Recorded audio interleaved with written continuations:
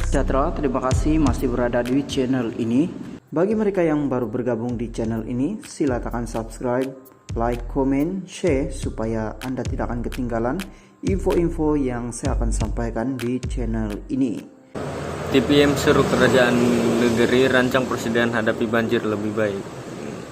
Timbalan Perdana Menteri Datuk Seri Dr. Ahmad Zahid Hamidi menyeru kerajaan negeri merancang dengan lebih baik persediaan menghadapi banjir besar serta mengambil langkah pencegahan bagi memastikan kerusakan alam sekitar tidak memburukkan lagi keadaan sedia ada.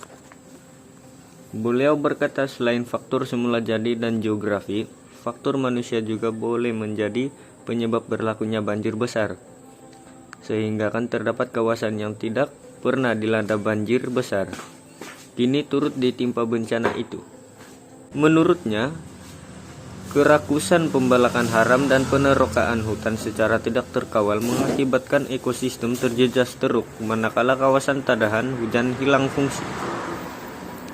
Penguatkuasaan atau pembenterasan penerokaan hutan secara haram, penerokaan hutan tanpa peduli, pemeliharaan alam sekitar perlulah dihentikan, katanya dalam hantaran di Facebook resminya hari ini.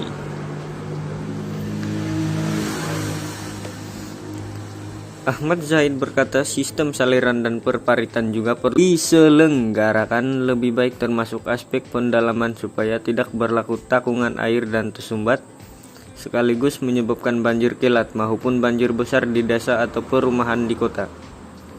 Budaya menyelenggarakan seumpama ini sepatutnya menjadi amalan budaya kerja harian dan bukannya apabila berlaku banjir barulah diberikan perhatian, katanya. Ahmad Zahid berkata walaupun Agensi Pengurusan Bencana Negara (NADMA) sentiasa bersedia dan mendapat peruntukan tambahan Rp400 juta bagi kesiapsiagaan banjir hujung tahun ini, namun keprihatinan pemimpin turut dituntut dalam menghadapi bencana itu. Maka mana-mana pihak perlu lebih bersedia menghadapinya. Bercuti ke luar negara misalnya bukanlah keputusan terbaik ketika rakyat yang memilihnya dahulu ditimpa musibah, katanya. Selain itu, beliau menyeru pertubuhan bukan kerajaan, mangsa banjir dan ahli akademik untuk memberi maklum balas bagi membantu kerajaan membuat penyelesaian terbaik dalam menangani isu banjir dengan lebih baik dan berkesan. Katanya apabila berlakunya banjir besar, ia akan mengakibatkan kehilangan nyawa, kerusakan hasil tanaman dan ternakan, kerusakan harta benda dan memusnahkan kemudahan infrastruktur yang ada. Mangsa banjir kehilangan rasa kebahagiaan, mengalami trauma, kendaraan rusak dan perlu dibaiki dan menyebabkan pendapatan terjejas malah hilang.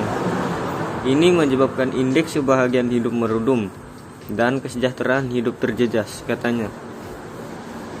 Menurutnya pada 2021, Jabatan Perangkaan Malaysia menganggarkan jumlah kerugian akibat banjir di seluruh negara bernilai Rm6.1 bilion yang meliputi kerusakan tempat kediaman, kendaraan, permis, perniagaan, dan infrastruktur. Ini katanya tidak termasuk perbelanjaan besar dilakukan untuk bantuan pengurusan banjir, membaiki infrastruktur yang rusak teruk, menyediakan tempat perpindahan banjir, dan berbagai lagi perbelanjaan bagi memastikan rakyat dilindungi lebih baik. Terima kasih masih berada di channel ini. Bagi mereka yang baru bergabung di channel ini, sila tekan subscribe, like, komen, share supaya Anda tidak akan ketinggalan info-info yang saya akan sampaikan di channel ini. Berita hari ini saya mau kongsikan kepada Anda daripada Sinar Harian. Wan Saiful cadang Johor ganti Rafizi. Syah Alam, Ketua Penerangan Parti Peribumi Bersatu Malaysia Bersatu, Datuk Wan Saiful Wan Jan mencadangkan Datuk Sri Johari Abdul Ghani menggantikan jawatan Menteri Ekonomi di sandang Rafizi Ramli. Sekiranya ahli parlimen pandan itu terus tidak kompeten dalam menjalankan tugas. Ujur beliau, Johari jauh lebih berwibawa dan tidak kebudak-budakan sehingga membuat semua pihak terduduk semata-mata sebab demam politik.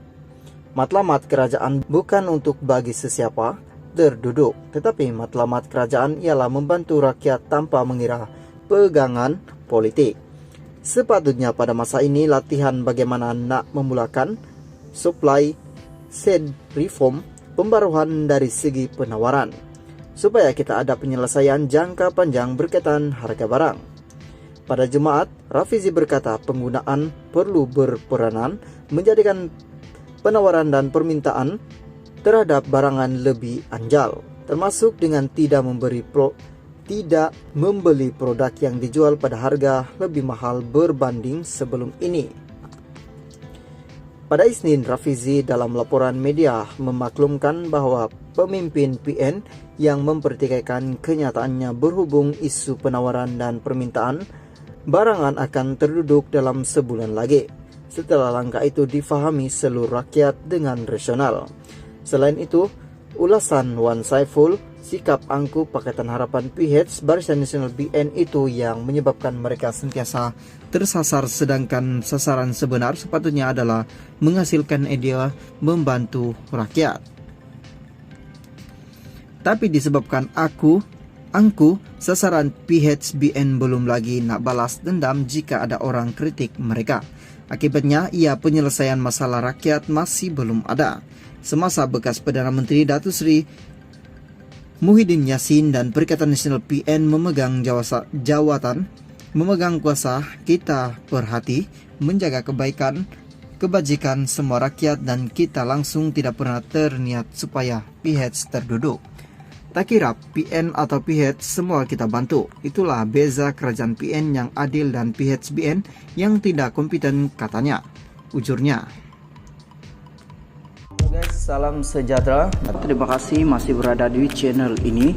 Bagi mereka yang belum subscribe channel ini, sila subscribe dan like, komen, share supaya Anda tidak akan ketinggalan info-info yang saya akan sampaikan di channel ini. Berita hari ini saya kongsikan kepada Anda daripada Malaysia kini. 967 pegawai LHDN Rayo PM sambung kontrak. Kumpulan yang mewakili 967 pegawai lembaga hasil dalam negeri LHDN yang menerima gaji harian dan berisiko hilang pekerjaan menjelang tahun baru merayu Perdana Menteri Anwar Ibrahim menyambung kontrak mereka. Bekas pengurusi PKR Terengganu, Azan Ismail berkata dia menerima maklumat mengenai pegawai berkenaan yang masih tidak pasti akan status pekerjaan mereka. Katanya, kumpulan itu akan menyerahkan surat secara rasmi kepada Anwar yang juga Menteri Keuangan tidak lama lagi. Terdapat keimbangan mengenai kesan hilang pekerjaan secara tiba-tiba jika tiada pertimbangan segera dibuat untuk melanjutkan kontrak mereka. Rayuan kepada Perdana Menteri ini sangat penting supaya kontrak mereka boleh dilanjutkan, kata Azan kepada Malaysia kini.